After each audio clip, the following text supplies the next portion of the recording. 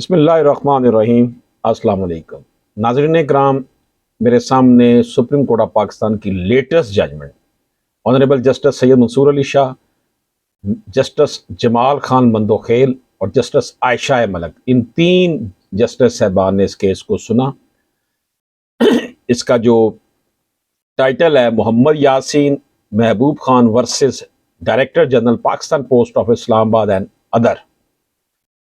ये जनाब जो CP number 688/20, CP number 689/20 civil petition number मैंने आपको बता दिए। इसका फैसला जनवरी 2023 को किया गया है। 9/1/2023 को इसका फैसला किया गया। सैयद मंसूर अली शाह साहब ने यह जजमेंट लिखी है। नाज़रीन इकराम, इसमें यह हुआ कि पिटिशनर जो हैं वो पाकिस्तान पोस्ट ऑफिस में बतौर क्लर्क और पोस्ट मास्टर काम कर रहे हैं। इन्होंने महकमे की तरफ से एक पोस्ट आई असिस्टेंट सुपरडेंट की, इसमें उन्होंने अप्लाई किया, लेकिन उनको डिक्लाइन कर दिया गया कि आप नहीं अप्लाई कर सकते क्योंकि आपकी एज 45 साल से क्रॉस कर चुकी है और उसके रूल्स में लिखा हुआ है कि ये 45 साल की उम्र वाला बंदा सिर्फ कर सकता है। उन्होंने इसको सर्विस ट्रिब्यूनल में, फेडरल सर्विस ट्रिब्यूनल में चैलेंज कर दिया और कहा कि जनाब, हमसे पहले कुछ लोगों ने अप्लाई किया था, वो भी 45 साल से ज्यादा उम्र के थे, लेकिन उनको, और वो they're also not eligible for appointment to the said post, लेकिन उनकी एप्लीकेशन मानी गई थी और उनको अपॉइंट कर लिया गया था, उनको दे दी गई थी इजाजत एग्जाम में बैठने की उस पोस्ट के लिए।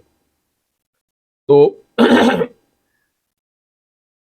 their only contention before us is that some other official was allowed to appear in an earlier exam for the same post, despite that he was also above 45 years of age at that time.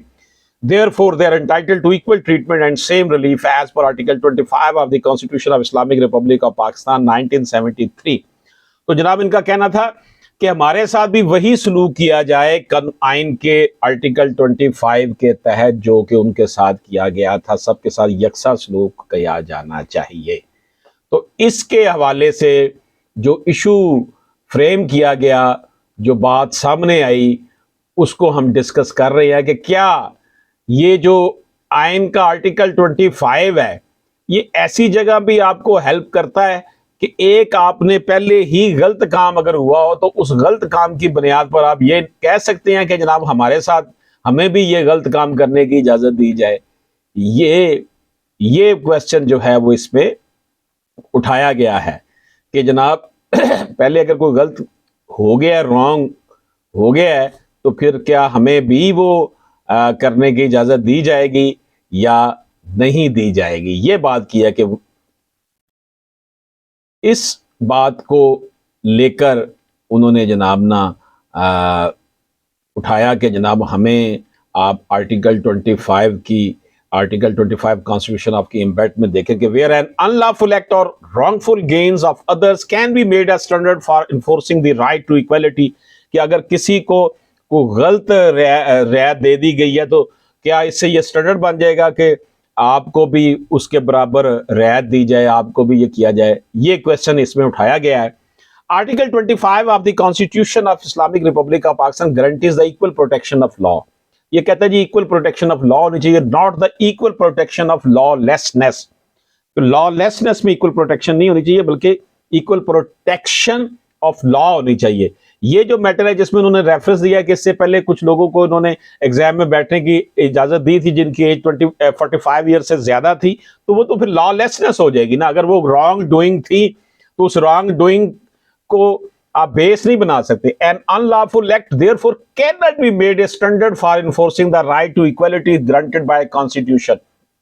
एक गैर कानूनी काम, एक illegal act, एक गैर कानूनी act को आप right to equality granted by constitution नहीं बना सकते कि इसको इन्फोर्स किया। One illegality can not be allowed to compounded by applying the right to equality. एक दफा अगर इलीगलिटी हो गई है, गैर कानूनी काम हुआ है, तो इससे मजीद इस बेस के मेरे साथ भी यकसा सलूक किया जाए, राइट टू इक्वलिटी, इसको दोबारा दोहराने की इजाजत नहीं दी जा सकती। Article 25 of the Constitution has no application to claim based upon other unlawful acts and illegalities. Article 25 जो कॉन्स्टिट्यूशन ऑफ पाकिस्तान है वो अनलॉफुल और इलीगलिटीज जो हैं उनके हवाले से उन पे पर बेस नहीं करता. It comes into operation when some persons are granted a benefit in accordance with law but others. ये सिर्फ उस वक्त हरकत में आता है 25 आर्टिकल कॉन्स्टिट्यूशन ऑफ पाकिस्तान जब एक बंदे के साथ कानून के मुताबिक यकसा सलूक किया जाए और दूसरों के साथ ना किया जाए. Similarly placed and in similar circumstances are denied that benefit, such other person cannot be discriminated against to deny the same benefit in view of their right to equality before law and equal protection of law granted by Article 25 of the Constitution.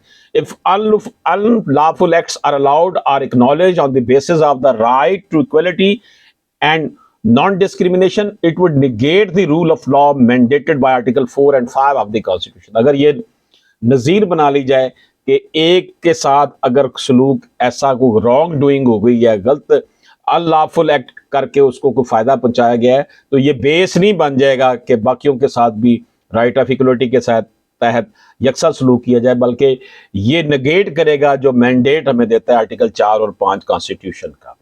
The one who wants the court to grant him the relief prayed for must base his claim on his own legal right, not on the wrongful gain of the others. जो शख्स ये चाहता है कि उसके साथ अदालतें इंसाफ करें वो कानून पर मबनी क्लेम जो है अपना दावा लाए, ना कि वो गैर कानूनी तौर पर किसी चीज को बुनियाद बनाकर पेश करे. तो नाज़रीन इकराम, no an unlawful act or wrongful gains of others cannot be made a standard for enforcing the right to equality granted by Article 25 of the Constitution of Islamic Republic of Pakistan.